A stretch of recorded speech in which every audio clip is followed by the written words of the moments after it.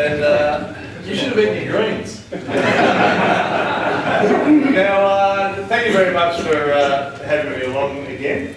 I was going to do a presentation, but I thought, and I've mucked up Phil with picking up presentations and whatnot, but I thought I'd just give you my impressions of Rio and what was going on over there. And I've been madly writing notes on a letter that I received from the IOC president this morning, which details a whole lot of stuff about the games. And so I'm going to refer to a little bit of that as well.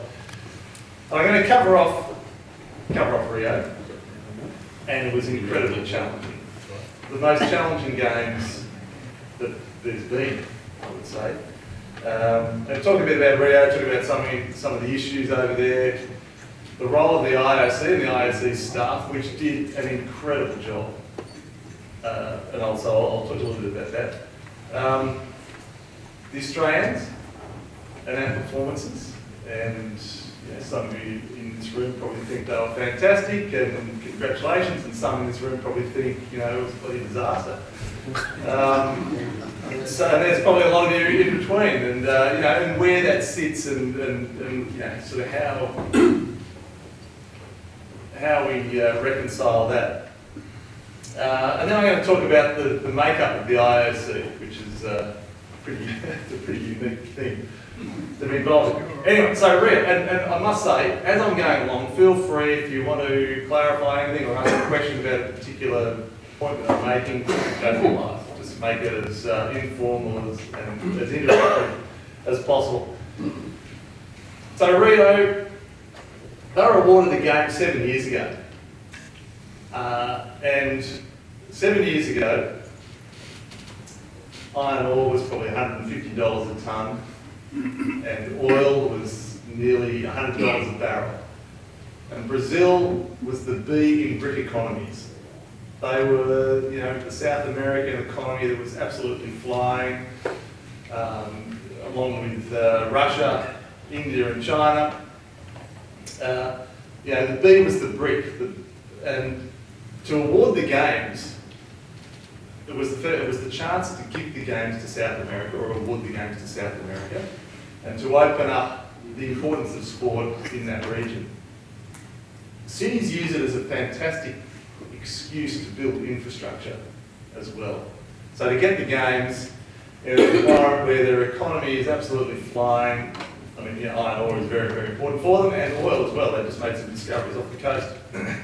So their economy is flying. In that backdrop, they've been awarded the games, not only to build a lot of infrastructure around sport, but also use it as an excuse to build public transport systems, which they badly needed, and also water treatment facilities as well. So a couple of examples of infrastructure that they so desperately needed. Go forward 7 years, and iron ore, it's 30 or 40 bucks a tonne, and oil, $50 a barrel, and the place is broke. They ran out of money, essentially. And that caused a whole lot of issues, as you can imagine, when you're trying to put on an Olympic Games. So the media got hold of this, and like every Games that you would remember leading into an Olympics, every 4 years, they're always going to be a disaster. And then after the Games, every 4 years, they are fantastic. And it was the case with Rio. We had issues, the funding was a massive issue. We had issues with security. There was going to be a massive issue with water quality. And to finish it off, you got the Zika virus, which everyone was paranoid about. Doesn't affect the guys. But, so I spent 3 weeks in Rio. I saw 2 mosquitoes. Our hotel was near the beach, and I swam or surfed every morning in the ocean, and it was crystal clear water. And walking around the cities felt very, very comfortable. There's a huge amount of security. But, so those 3 aspects were irrelevant. And they did do a fantastic job on the game. So they ran out of money, okay? So there was a lot of issues around that. Being in that situation, they had to prioritise where they were going to spend the funding, and thankfully and rightfully their priority was the venues for the athletes, the fields of play. So all of the venues, and as I'm saying this, I'm thinking about the diving pool, which changed colour. All of the venues were fantastic. I mean, the hockey players were saying it's the best pitch they've ever played on. The rowing course, it was windy in the first couple of days, but beautiful, you know, underneath the cliff with Christ the Redeemer on it. The pools were great, the rugby fields, the cycling course, if you watched the road race, the vision of that on that first morning was extraordinary. And really, you know, technical descent in that, there were a few mishaps there. So the venues were fantastic. The fields of play were brilliant, and the athletes all appreciated that. And I think everyone appreciated that if you're running out of money, you need to prioritise where you can spend it. So that was really, really important. Now, some of you would have been to the Sydney Games, or Olympic Games, but some of you would have been to the Sydney Games, and you would remember if you had that not only were the games being played out, but the whole city, flags and banners and billboards. Like if you arrived in Sydney, you knew that the Olympic Games was on. In Rio, because they'd run out of money, none of that was there. You know, raw scaffolding, which normally you would cover with Olympic logos and all that sort of stuff. It was there. So it was a really, really different experience. And the public transport, they weren't able to spend but they did attend to water treatment facilities, absolutely, and that's improved. And public transport has also improved. I saw the statistics that before the Games, 16% of the population had access to public transport, and after the Games, because of what they put in place now, 60-odd% has got access to public transport. So they were able to actually improve the infrastructure. But it was, they wanted to do a hell of a lot more. Now the funding, so the Brazilians' view of risk is far different to ours.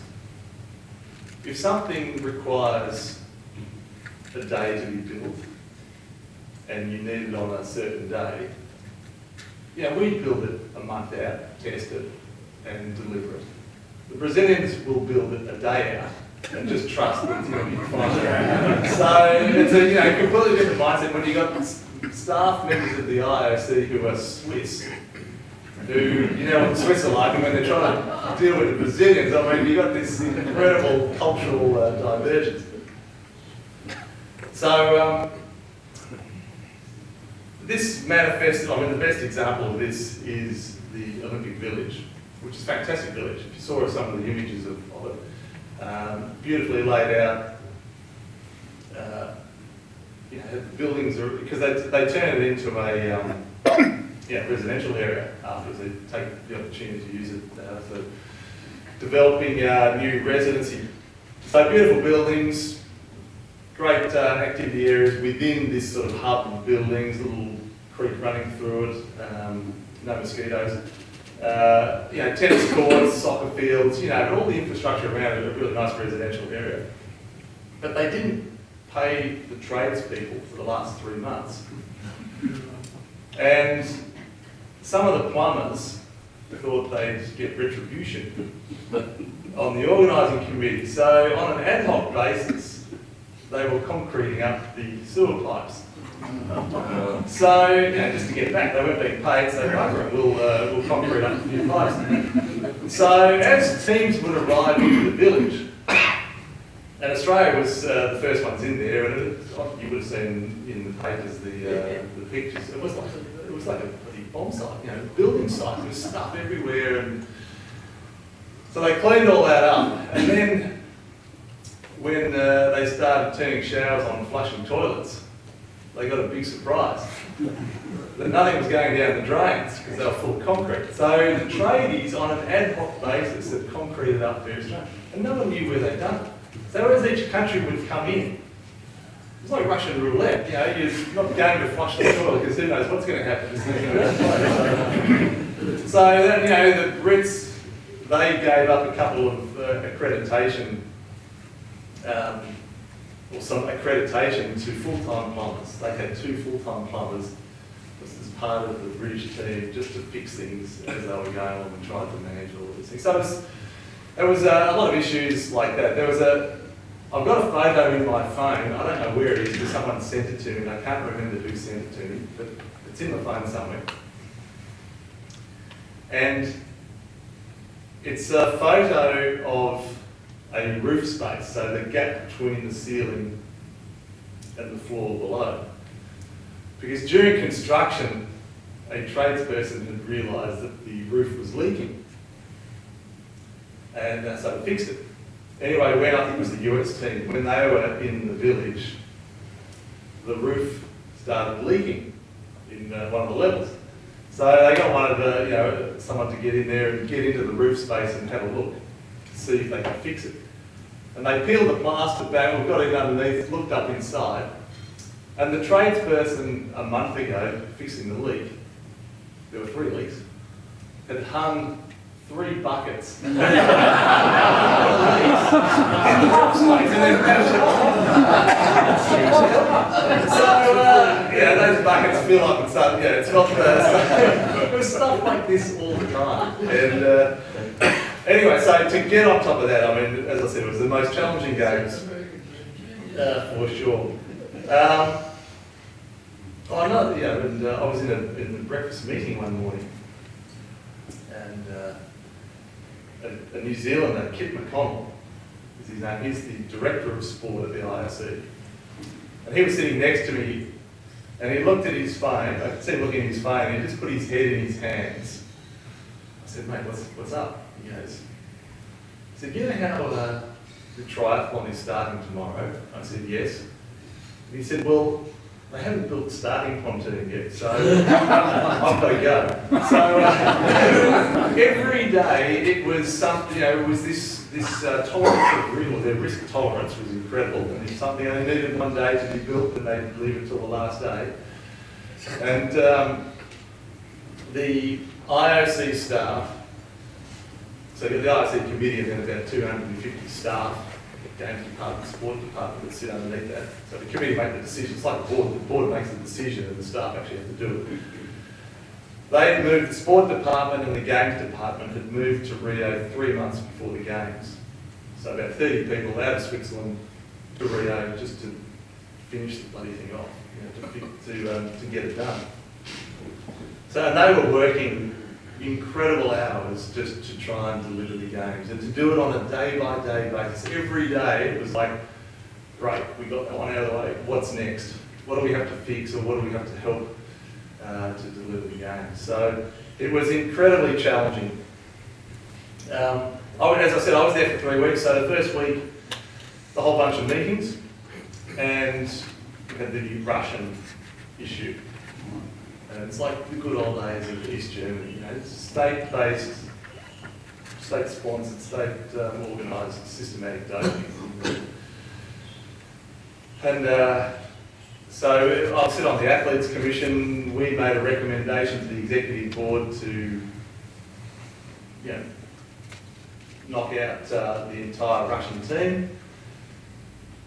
That was, as I said, that was the recommendation we made to the Executive Board. They start to consider it, they get the lawyers involved, and the lawyers say, "Oh, but hang on a minute, you can't, because in the Olympic Charter, bylaw, whatever it is, they will appeal to the Court of Arbitration of Sport, and they'll get off." So, whilst it is the IOC's games, and they can work out what's in the Charter and what's out of the Charter, in particular the European courts and the, I'm trying to think of the word, civil rights.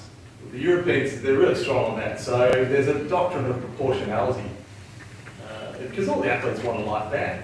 They want to give anyone that cheats a life ban. But there's this thing called proportionality. You can't, for one misdemeanor, you can't give a life ban. It's not like a mass murder of 100 people. So to give them a second chance. So there's all sorts of things where we want to make strong decisions, but the lawyers start advising, well, that would fail. Well, the appeal would be successful if that person appealed. So what the IOC did was say to each of the sports, right, here's a really, really strict criteria. And if you have Russian athletes in your sports that satisfy that criteria, they can compete, and if not, bad luck. So athletics, it was the entire Russian athletic team, so a very strong stance. Rowing, my sport, visa, was very strong as well. I think there was 17 athletes that were not allowed to compete, and 4 that were. It satisfied that criteria, but it was really inconsistent from sport to sport. So, you know, rowing and athletics was really strong. Swimming, I think, was incredibly weak. They were almost celebrating when a Russian athlete was successful going to the Court of Arbitration of Sport and was allowed in to compete, and so they're cheering. It's like, that's not the, well, personally, that's not the right message. And so it was really disappointing to see some sports, it was pleasing to see some sports do it really well, but really disappointing to see other sports do it quite poorly. And in fact, I was presenting the medals to the women's 100 metres freestyle swimming. I thought that's a no-brainer. I'm going to present a gold medal to an Australian. Kate Campbell has let me down like you wouldn't believe. So she's got 4 years to think about that. I've only got a day. But Matt Dunn, who some of you would remember, Matt Dunn as a medalist swimmer for Australia, he's on the board of FINA. So FINA is the governing body of swimming. And he was saying that at their board meetings, he was, a few of them were trying to, state their case for a really strong stance against Russian athletes. And even at that level, some of the more senior members were very pro-Russian. They make a lot of money out of holding world championships in Russia. So there's this incredible, it's really disappointing, and needless to say, it's the priority. I'm referring to this letter, and in here they're talking about what's the priority going forward, and it is to decide to work through that McLaren report and work through one. So there were 2 issues with Russia. One, the systematic approach to doping, but 2, and possibly more concerning, was the complete lack of independence of the Russian anti-doping organisation, our version of ASADA, that was tampering with the results. So not only have you got a state-based system, but you've also got the group that's supposed to be independent administering it, they're mucking around with the samples as well. So huge headaches on a couple of fronts. So that was basically the first few days of meetings. And then we got into the opening ceremony. The opening ceremony was fantastic. I thought it was brilliant. It cost 1/20th of the budget of London's opening ceremony. So it was really the austerity game. But on that budget, they did a brilliant job. I thought the opening ceremony was perfect. It was very, very well done. What else have we got? So I talked about the organisation. Yeah, the organisation did an incredible job. The funding, they were broke. Social media. So I will refer to my notes here. Social media was extraordinary. So in here, global audience. It's estimated that more than half of the world's population watched part of the games. 90% of the Brazilians watched the games, and the football final between Brazil and Germany was the most watched sports events in Brazil's history. 43 million people tuned into that match. In total, so the Olympic Broadcasting Service, crowd that actually had all the cameras everywhere and filming every sport, they produced almost 350,000 hours of coverage for the games. And that's 150,000 more hours than in London, so 4 years ago. It's just incredible. On Facebook, so on the social media side of things, they had 5 billion visits to the Olympic, or anything to do with the Olympics Facebook pages, which was 5-fold increase over London. So just in a 4-year period, just people don't watch the games now on television now. You've got an app, you go online, there's a whole, they talk about the Olympic channel, but it's media channel. It's just extraordinary. We will continue to watch things differently going forward. I think Channel 7 is going to get a lot of feedback about the games coverage. Who thought, hands up, who thought it was decent coverage and who thought they could improve it quite a bit? Improvement? Pretty good? Well, non-committal, a lot of non-committals there. Anyway, I think they can do a lot of improvement. But so Channel 7 take that coverage and work forward with it. Okay, so that's that. So during the games, once the games start, everyone forgets about mosquitoes and water quality and security issues, and get on with the competition. And I must say, with regards to security, if you're going to visit a city, visit it when the games are on, because it'll never be cleaner, it'll never be better run, it'll never be safer than that time. I mean, there's security walking around, driving, and the security presence around Rio was incredible. And actually, I had the chance. So in that first week before the games, I had the chance to carry the flame, the torch. It's pretty cool. And we went out to a town outside of Rio, and it's probably about an hour's drive. And it's really well organised. Like, you're in this van of all the torch bearers. You get driven to the segment that you're going to run, and there is security everywhere. Like, there's four-wheel drives with 50 caliber machine guns sitting on the roof. Like, they are serious. And anyway, so this is all quite comforting because we're going to a pretty. Well, it wasn't Copacabana, put it that way. It was a different area of Brazil. Anyway, so I was.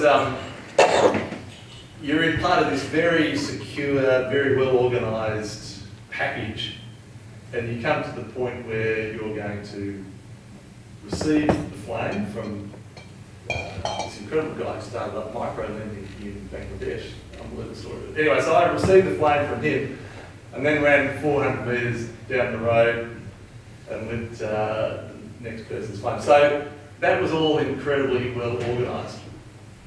Once I'd lit the next person's flame, this whole convoy keeps moving.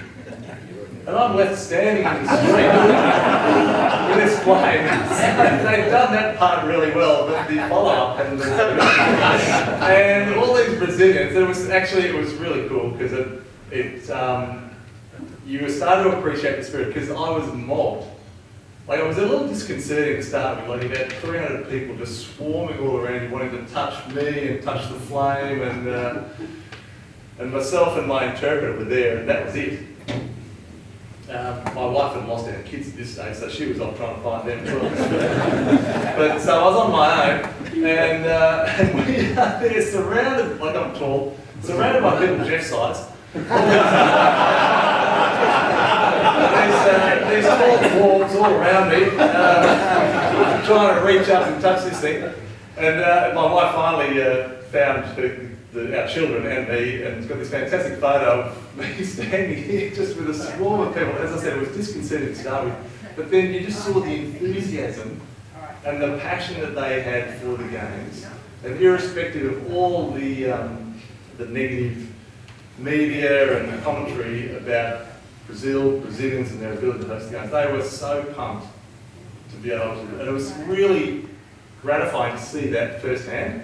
Once I got over the initial 30 seconds of pullback, it was great to be involved and to see all of that. So that was great. So once the sport started, Michael Phelps, 23 gold medals, far too many. I say that seriously. I think the swimmers do. There's sports where you get 2 weeks of competition to get 1 medal. And I don't think it's necessarily right that the swimmer has 4, 5, 6, 7 chances at a particular swimming meet to get so many medals. I mean, he's got 23 gold. I think he's won 28 in total, a couple of silvers and a few bronzes in there. But a phenomenal performance. Usain Bolt, 3 times 3, the 100, 200, and the 4x100, phenomenal. And so his 100 metre race was on the same night that the men's 400 metre race was on. And South African one that and broke a world record, Michael Johnson's world record, a 17-year-old world record. And I was talking to Frankie Fredericks, great sprinter. I said, "Oh, what do you think of that?" He goes, "Well, yeah, Bob was brilliant, but that South African run was just something else. He was on lane 8, can't see anyone behind him, and he goes and breaks the world record and wins. That was absolutely phenomenal." And then the Australian performances. And as I said at the outset, some people are going to think it's, they were fantastic, and others, and it's the others that I get really frustrated with that think they were poor. Because a lot of people just assume if Australia just turns up, everyone else stops competing and lets us win. Like they're bloody hard to win. And everyone else is trying just as hard, and they've all copied our system. So in 1976 in Montreal, I should know. I think it was Montreal. 72 was Munich, yeah, Montreal. So we won 3 bronze medals. Yeah. And Malcolm Fraser had the foresight to fund and build the Institute of Sport, which stood us in great stead. From there onward, our performances improved dramatically. Now every other country has copied that model and just funds it far better. The Poms have got their lottery funding. They've got, so they can afford the best coaches. They get a lot of our coaches or coaches from anywhere. Equipment, coaching, access to the best sports science, nutrition, you name it. And essentially the athletes are full-time paid professionals. So they do it very well. They actually target the games as well. So I presented the medals to the, I get the chance to decide what medals I'm going to present as an IRC member. So I want to do the men's quad in rowing. We got a silver medal there. 8 times out of 10 we're probably going to win that race, but the Germans, you've got to hand it to the Germans picked us. They race, I don't really like the Germans, but anyway, you got to hand it to them. They race in such a way that they're not afraid to lose everything. Like they're prepared to lose. They're not concerned. If we don't win, I still want to get a silver medal. They go, we're just going to go for it, and if we blow up, we blow up. So it's a pretty admirable sort of thing to do. Risk everything to try and win that thing, and that's what they did in this race. And our guys rode a perfect race, great race, but the Germans, on the day, better. So silver medal there. Kate Campbell, who I thought was a laid-out misère. I'll talk a little bit about nerves. And the men's team pursuit in cycling, which was phenomenal. We got a silver there to the Poms got a gold. Both teams broke the world record. Our guys, so, people that say, they were poor performances, our guys went 2.5 seconds faster than they've ever gone before.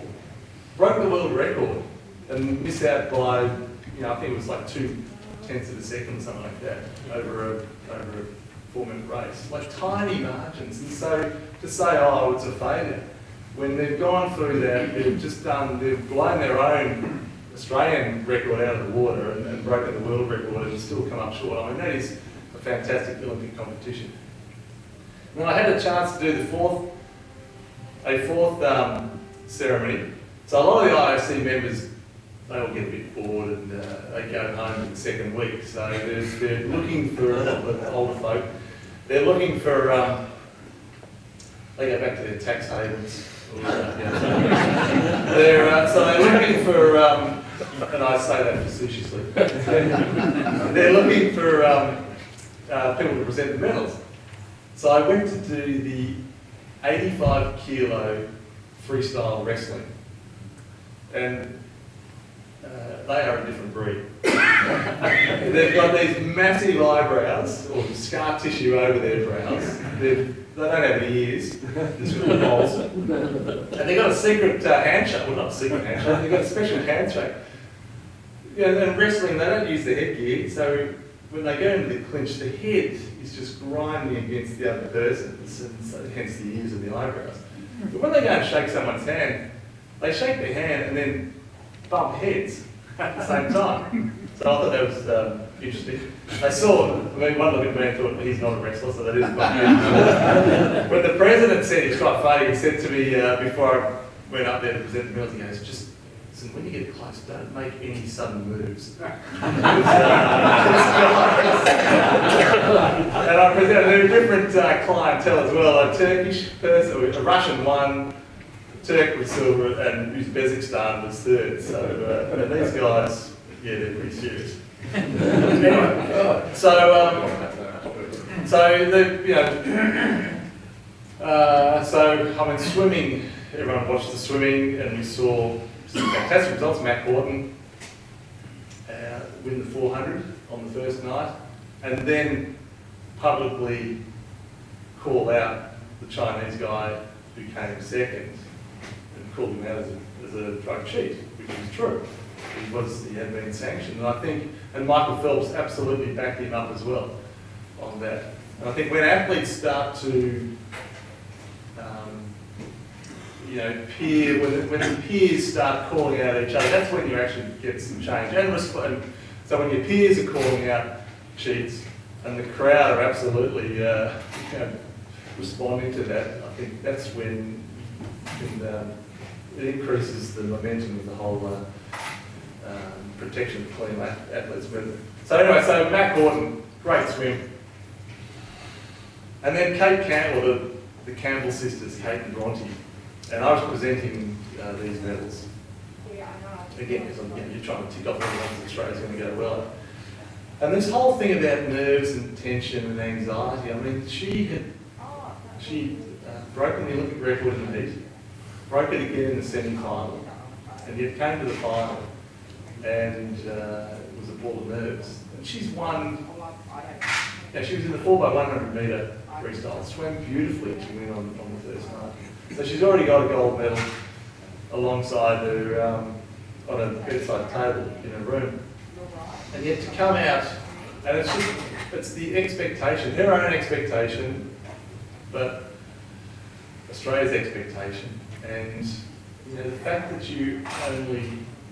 it's once every 4 years, and I know what it's like. In 1988 we failed, and it wasn't failed, we stuffed up massively. And you've got another 4 years to think about it, to try and get that chance. That hopefully you're going to be in a crew that's actually going to qualify for the Olympics. You're going to get through that season with some good performances. You're going to go through the heats, you're going to get through the semi-finals, and then from 88 to 92, I knew that it was August the 2nd at 10:20. On that Sunday morning is when you need to be absolutely spot on. 4 years down the track to get that chance again. So, I liken it to a golfer who's got a 3-foot putt for the British Open. They've played golf for 16 years.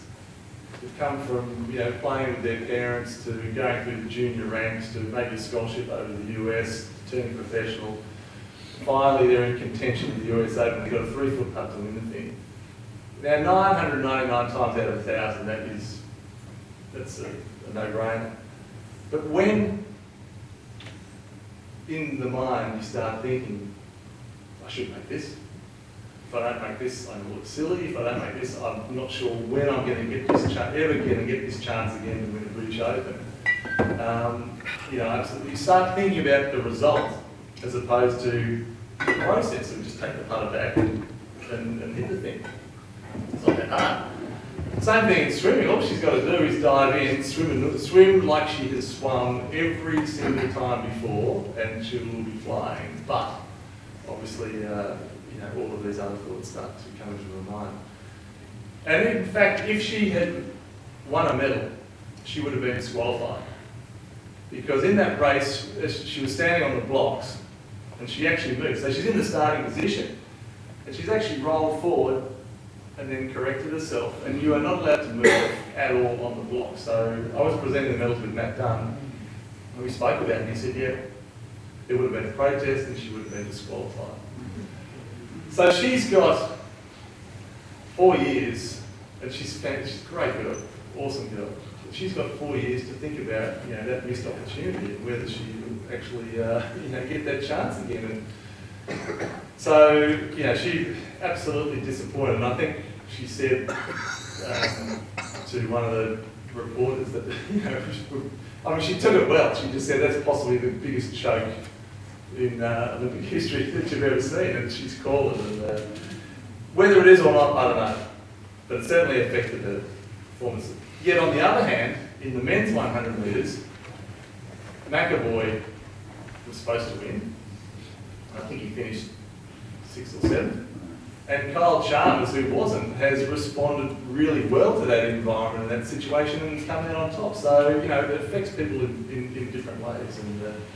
But I don't like, personally, and I'm on the board of the Australian Olympic Committee, I don't like the way we come out and say we're going to win X amount of medals and we're going to be in the top 5. Like, as I said about the cyclists, they break the world record. Yeah, it's not a gold medal, but still an incredible performance and one that we all should be incredibly proud of, that these guys have gone up against the juggernaut of the British cycling team and almost knocked them off. Almost did to Germany, what Germany did to the rowing team, our guys nearly did to the Brits. So, and across the board, I think our team sports as well, a lot of them just clicked the wrong way and we're unlucky. And, in the basketball, our girls in the basketball, we've fought it out for the gold, silver about the last 4 games, and this time around got knocked out early. And the men as well. And even in that, we were flying home within that last match, watching us versus Spain. I thought, surely our luck in team sports is going to change and we're going to get across the line. But it carried on. So there are a lot of things where the dial was just clicked the wrong way. Now, what that is, who knows.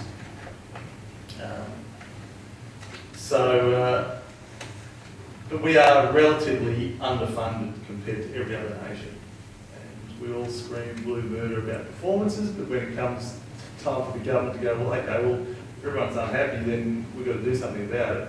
Let's actually start putting some funding back into grassroots.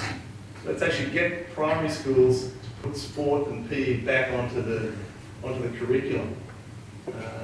My kids go to a primary school where the parents have to organise the sport. There's no sport in schools, in some schools, so. It's a bit of an issue, or it's a big issue. And we need to culture that grassroots for humankind, not just for elite sport. I mean, the Olympics is just a 2-week festival that represents everything that is fantastic about sport.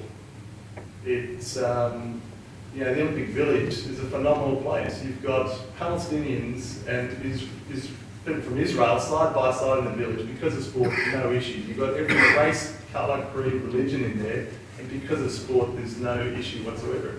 And so there's a term, it's unity through diversity, and that's what the Olympics is trying to champion. And the reason why they released the doves is the Olympic Games 2,500 years ago was started to stop a war in Greece. 2 areas in Greece had been fighting for that long, they'd forgotten why they were fighting, and they needed a circuit breaker, so they decided to have a competition. And so these fundamentals of Olympism, there's this pyramid, and the games are just signifying that tiny bit at the top. And so for Australia to try and encourage kids to be active, to be involved in clubs, sporting clubs, not necessarily to make it to the elite, but just to have a love of being active and a love of being fit and healthy. And everyone in this room knows the importance of being fit and healthy and being active. It's a great life. So we need to encourage our kids to do that. And then through that, then we get the exceptions, the elite, those kids that actually want to go forward. And at the moment we just focus on this top level, and there's this big vacuum underneath, which needs to be filled somehow. So, long-winded sort of approach to our performance. I thought it was a pretty good performance. Now, the IOC. So it's made up of just some very quick bits of information. It's 115 members on the IOC, and there's 15 athletes, of which I'm one. And we're probably the most democratically elected. So when I was elected, there were 4 spots to go onto that commission. There were 21 candidates, and everyone at the London Games, every athlete in the London Games was able to vote. So all the athletes voted on who they wanted to represent them. So there's 15 athletes, there's 15 presidents of national Olympic committees, there's 15 presidents of international sport federations, and so there's 45, and there's 70 general members. And they're all the princes and princesses and sheikhs and CEO chairmans and you know, ex-prime ministers. But I was in Sochi. I was at breakfast. So Sochi for the Winter Games 2 years ago, and I sat down to breakfast alongside some Kiwis, some people that I knew. So I sat down next to them on a table for 2, and the chair opposite was vacant. So I went up to get my cereal, and Yoga came and sat down, and a guy was sitting there. And I knew he was an IOC member. So I said hello, and he said, "Oh, how long are you here for?" And I said, "Listen, I'm just here for the first week of the games. I've got to go back and stay here." I said, "What about you?" He said, "Oh, no, I'm very busy, very busy. I've got to go back on Monday." I said, "Oh, what do you do?" He goes, "I'm the head of state. I'm the King of Luxembourg."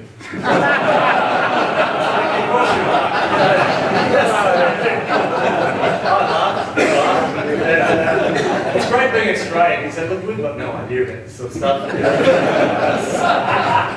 You meet all sorts of different people, and but they all love their sport. They are all passionate about sport, and they are just as enthused meeting people who've been at 6 Olympic Games, or Kirsten Coventry, the Zimbabwean swimming gold medalist, or whoever it is.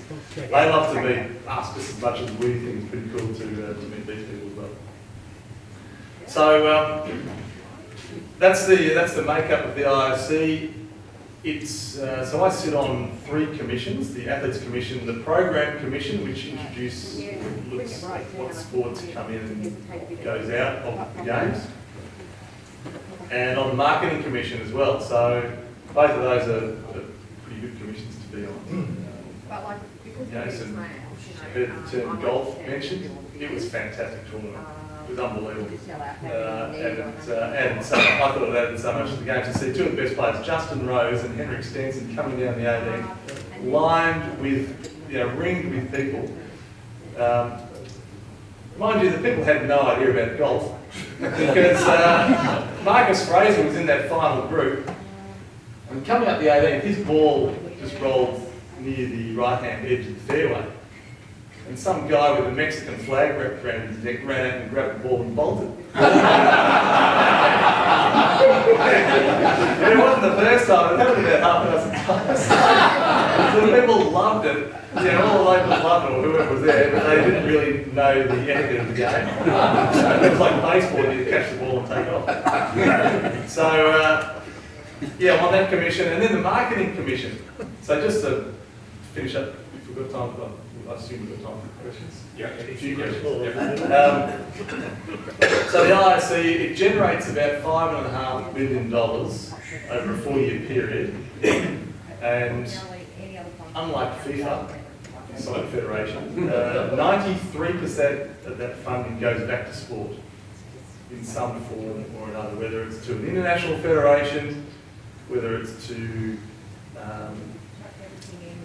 this thing called Solidarity, which is to third world countries, getting sport into third world countries, sport into refugee camps, getting women in the Middle East involved in sport. There's all sorts of programs, and we're working very closely with the United Nations on a lot of these programs. And then the other reason why the revenue is so important is that more than half of the National Olympic Committee, so there's 207 in Rio, more than half of those rely 100% on IOC funding to send that team to the Games. So there's a whole lot of, so the revenue is really, really important, and as I said, over 90% of that funding goes back to sport. My role is purely voluntary role, again, unlike FIFA. I don't get paid to do it, and everyone is exactly the same, they don't get paid to do it. So it's fantastic. Having been involved in sport for as long as I have directly, to now be involved in these sorts of decisions, sort of talking about golf and rugby sevens, which was phenomenal. I had a look at the girls in that rugby sevens. The greatest thing for women's sport in this country was that win by rugby seven. It was absolutely phenomenal. To see sports like that come in, to talk about sports, and I'll finish in a minute.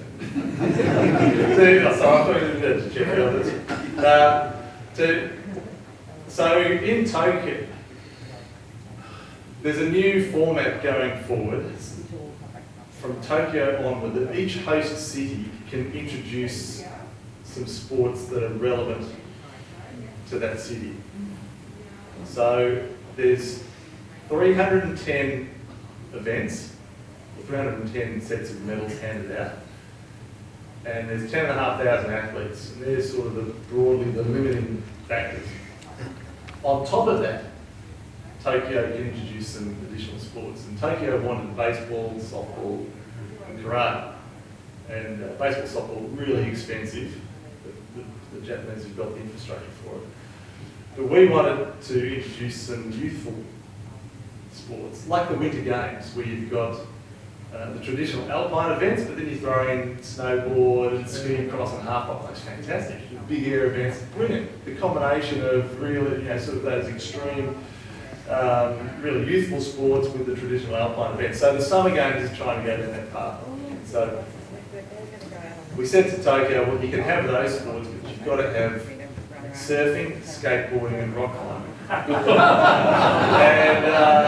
And it'll be brilliant. Skateboarding is massive, and the television and the revenue issues, the television broadcasters, the rights holders, and the sponsors love it. Because all of a sudden you've got this new market of people to capture, but also to enthuse the youth of the world to get involved in different sports. You don't have to be a swimmer and look at a black line every minute of the day, or run around the track or sit in the boat. Just ride your skateboard and climb trees and stuff like that. And they'll do the events. So skateboarding and the rock climbing events will be held, it'll be like in Federation Square. They hold it in the centre of the city, and then when competition's finished, all the kids can get on there and have a go themselves. And so it's taking the sport to the people. It's a throwaway line, but instead of having some event way out and having people come to it. And surfing, lastly, and I'll finish on this one, surfing is really, really important. One, it's a global event.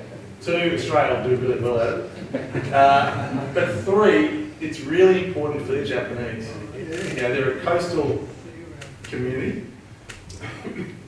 but they are, because of the tsunamis, they're scared of the ocean now. They're really fearful of the ocean. So to have an event on the coast, and it'll be unticketed, so it'll be a free event, and it won't just be surfing, there'll be a massive festival of music and arts and all sorts of different things where hopefully 500,000 people will come down onto the coast, so the Japanese can re-engage with the coast, with the ocean again, and just to try and help with that linkage. So it's really cool to be involved in, it's not just surfing's going in, why are we having surfing? Well, some of the decisions and some of the philosophies behind it's really, really interesting. And then when you understand the importance of that revenue to help sport globally and getting kids active in sport globally, you start to understand some of the decisions. Anyway, that is it. So I'm coming off a whole lot of things and hopefully giving you a bit of an idea of what was going on over in Rio. It was a great game, it really was. I don't know how they pulled it off, but they did. And I don't know how they pulled off the Paralympics, but they did. And I think everyone's breathing a huge sigh of relief. Not at all, not at all.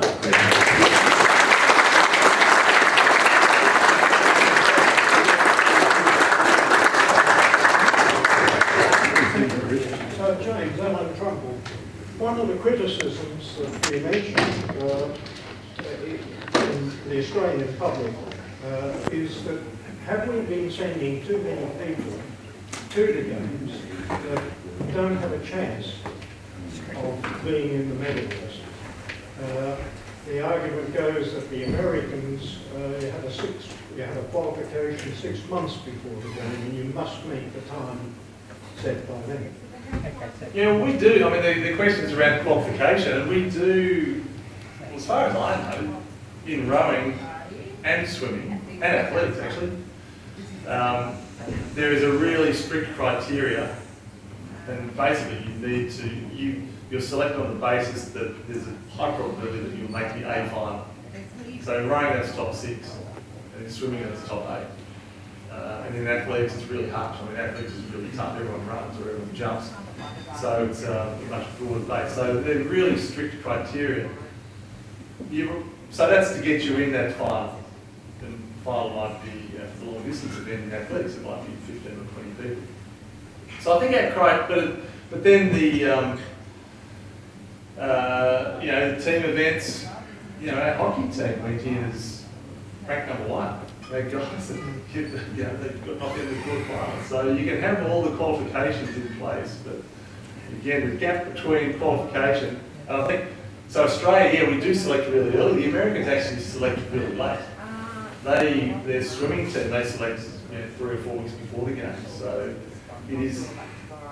it's one peak, and you can sort of hold it, whereas we, in rowing, we select very early, in March. Yep. In early March. So you've got a long time between selection to actually racing. So,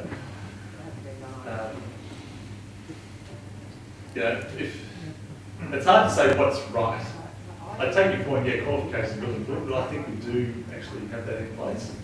That gap between qualification and competition, and all of those other things around. If a team is flying, if a large team is flying, it's really hard to keep that together for 3 or 4 months for that competition. Yes, James. Brian Reynolds. The press gave a lot of coverage to the girl that won the triathlon for Australia, that she wasn't funded. What's your take on that? Well, I don't know whether she was or wasn't. I mean, there's a limited budget, and if you've got a limited budget, you prioritise to where funding. The Australian Sports Commission prioritise where they think the medals are going to come from. And so that's where they put the funding. And so modern So modern pentathlon, and even the sports that are funded, like Kim Brennan, who won the single scull, she would have received, and she won the World Championships the year before. I think she would have received, like in total, $30,000 of funding or support of some way. And that's for a current world champion who's now won Games Commonwealth. So when they're funded, the sport is funded, and the individual athlete will pick up some direct, they call it DAS funding, direct athlete assistance scheme or something. So they'll receive a little bit of funding in that regard. So the sports that we don't think we're going to do well, unfortunately, don't get the funding.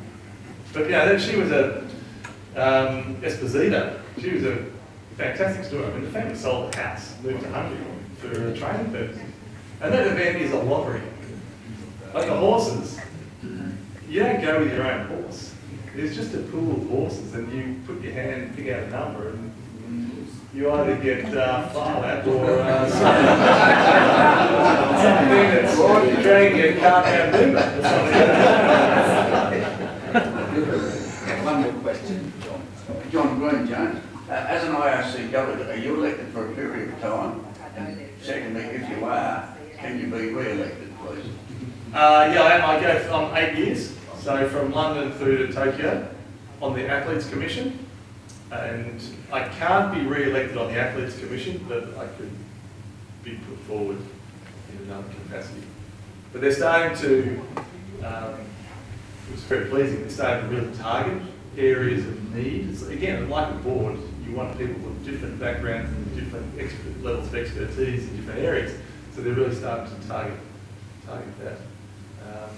This whole media Social media aspect is huge. So they appointed Larry Probst III, who's an American, believe it or not. He's the CEO, chairman of Electronic Artists, which is EA Sports. Huge organisation. So to have him involved, and he's now chairing that whole commission of the media and social media aspect. So they're looking to target areas like that. So I'd like to, because it's fantastic. Like it's pretty good. Like we don't get paid, but you do get to go to the game. You get to watch absolutely everything. And you've got your driver and your interpreter, and you say, I want to go here, and then I want to go there. You're drinking caipirinhas like it's going out of fashion. And you get to eat the thing of black silver. Wait a minute. You can shake it up like that. Exactly. Thank you very much. That's wonderful.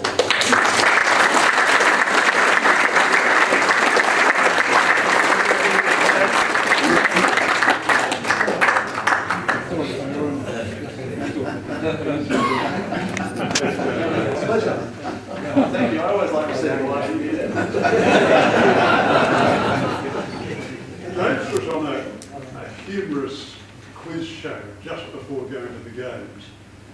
4 or 5 young men and women, very clever people with very quick answers. James would ask a question, what are you going to be doing at the games, James? Handing out condoms? There were 450,000 condoms. Now, as you can gather from what James has been saying, he did a lot more than hand out condoms. James, that was brilliant. I'm so proud of you and what you've achieved over the years.